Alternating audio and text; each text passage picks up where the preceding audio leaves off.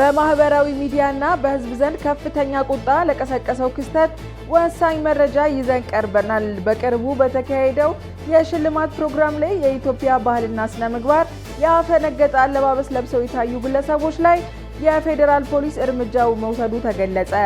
ማን ተያዘ? ምርመራውስ እስከምን ይዘልቃል? ዝርዝሩን አብረን እንመለከታለን። በምስራቅ አፍሪካ ከፍተኛ ውጥረት የፈጠረውን የኢትዮጵያና ሶማሊያ ጉዳይ እንመለከታለን።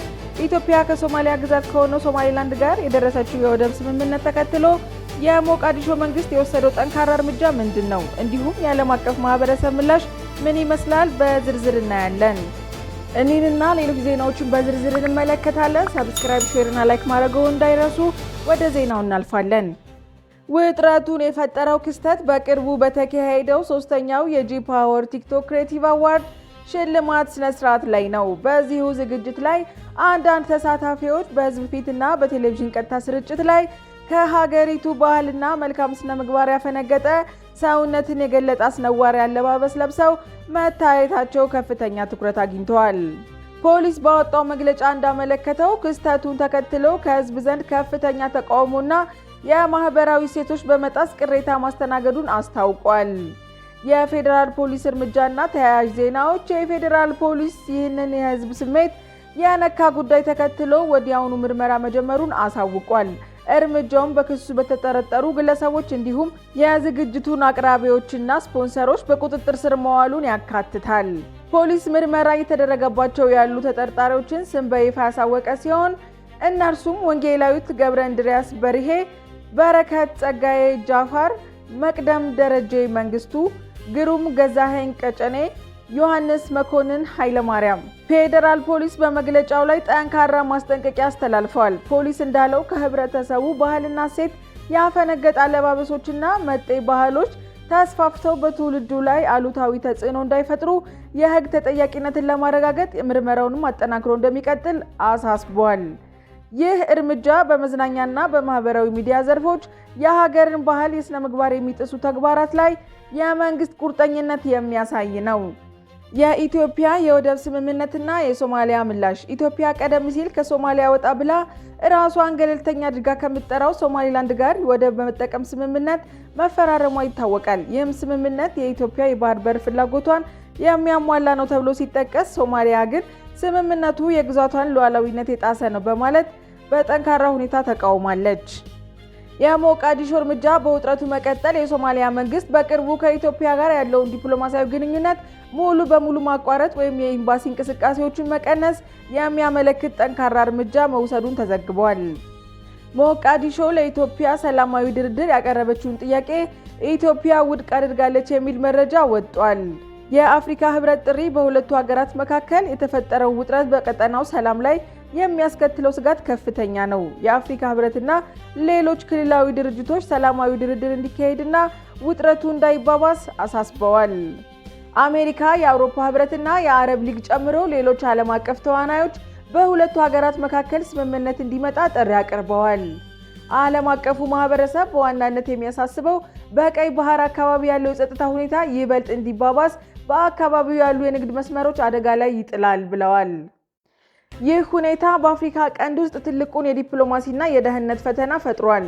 የኢትዮጵያና የሶማሊያ መሪዎች ወደ ድርድር ጠረጴዛ ይመጣሉ ወይስ ውጥረቱ ይቀጥላል? አብረን የምናየው ይሆናል። አድማጭ ተመልካቾቻችን እየተከታተላችሁን ስለሆነ ከልብ እናመሰግናለን። ሰብስክራይብ፣ ሼርና ላይክ ማድረግዎ እንዳይረሱ። ወደ ዜናው እንቀጥላለን። የትምህርት ሚኒስትሩ ፕሮፌሰር ብርሃኑ ነጋ ከቻይና ልዑካን ቡድን አባላት ጋር ቁልፍ ውይይት አድርገዋል። ውይይቱ ያተኮረው በሁለቱ ሀገራት መካከል ያለውን የትምህርትና የቋንቋ ትብብር በአዲስ ምዕራፍ ማሳረፍ ላይ ነበር። ሚኒስትር ፕሮፌሰር ብርሃኑ ነጋ እንዳሉት የቋንቋና የትምህርት ማስፋፋት ፍላጎት ካሏቸው ዋና ዋና ምክንያቶች መካከል ኢትዮጵያና ቻይና የብሪክስ አባላት መሆናቸውና ያላቸው ጠንካራ ዲፕሎማሲያዊ ግንኙነትን ይጠቅሳሉ።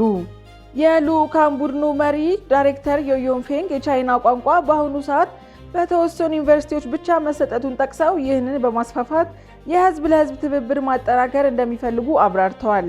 የለውጡ ዋና ነጥብ ግን የቋንቋ ትምህርቱን ከፍተኛ ትምህርት ተቋማት ወደ መሰረታዊ ትምህርት ማውረድ ነው። ፕሮፌሰር ብርሃኑ ነጋ በዚህ ዓመት ትምህርት በሚጀምሩ 5 የፌዴራል ልዩ አዳሪ ሁለተኛ ደረጃ ትምህርት ቤቶች ውስጥ የቻይና ቋንቋ እንዲሰጥ ፍላጎት እንዳላቸው ገልጸዋል። ሚኒስትሩ ይህንን እቅድ ተግባራዊ ለማድረግ የቻይና ቋንቋ መምህራን እንዲመደቡላቸው ለቻይና ልዑካን ቡድን ግልጽ ጥያቄ አቅርበዋል። የስዊድን መንግስት ለኤርትራ ኦርቶዶክስ ተዋሕዶ ቤተክርስቲያን ይሰጥ የነበረውን ድጋፍ አቋረጠ። የስዊድን መንግስት በስዊድን ለኤርትራ ኦርቶዶክስ ተዋሕዶ ቤተክርስቲያን ይሰጥ የነበረውን የገንዘብ ድጋፍ በይፋ ማቋረጡን አሳውቋል። ይህ እርምጃ የተወሰደው ጠንካራ ደህንነት ስጋት ላይ በተመሰረተ ማረጋገጫ ነው። የስዊድን ደህንነት አገልግሎት ባረጋገጠው መሰረት የኤርትራ ኦርቶዶክስ ተዋሕዶ ቤተክርስቲያን በስዊድን ውስጥ ከሻዕቢያ ጋር ቀጥተኛ ግንኙነት በመፍጠር ተከሳለች። በተጨማሪም ቤተክርስቲያኗ በስዊድን የሚኖሩ የኤርትራ ዜጎችን መብትና ነፃነት በሚጥስ ተግባር ላይ በመሳተፍ ተከሳለች። ከሁሉም በላይ የስዊድን ደህንነት ቤተክርስቲያኗ ከመንግስት የሚሰጣትን ዓመታዊ ድጎማ በተዘዋዋሪ መንገድ ለሻዕቢያ እንደምታስተላልፍ አረጋግጧል። የስዊድን ሄራልድ ጋዜጣ ባስነበበው መሰረት ቤተክርስቲያኗ በየዓመቱ ወደ 85100 የአሜሪካ ዶላር ገደማ ከስዊድን መንግስት ድጎማ ስታገኝ ቆይታለች። ይህንን የደህንነት ሪፖርት ተከትሎ መንግስት ሲሰጣት የነበረውን ዓመታዊ ድጎማ እንዲያቋርጥ ተወስኗል። ይህ እርምጃ በአውሮፓ ሀገራት ውስጥ ከሻዕቢያ ጋር ንክኪ ያላቸው ማንኛውም ግለሰብ፣ ቡድንና ተቋም እያታደነ ለፍርድ እየቀረበ ባለበት ሰፊ እንቅስቃሴ ውስጥ አንዱ አካል ሆኗል። ይህ ሁኔታ በስዊድን ለሚገኙ የኤርትራ ኦርቶዶክስ ተዋሕዶ አማኞችና እንዲሁም በዲያስፖራው ማህበረሰብ ውስጥ ለሚኖሩ ሌሎች ኢንስቲትዩሽኖች ከባድ ጥያቄዎችን የሚያስነሳ ነው። ስትከታተሉን ስለቆያችሁ ከልብ እናመሰግናለን። ያላችሁን ሀሳብ አስተያየት ኮሜንት ላይ በመጻፍ ሰብስክራይብ፣ ሼር እና ላይክ ማድረግዎን እንዳይረሱ። የዕለቱን ዜና በዚያ ያጠናቀናል። መልካም ጊዜ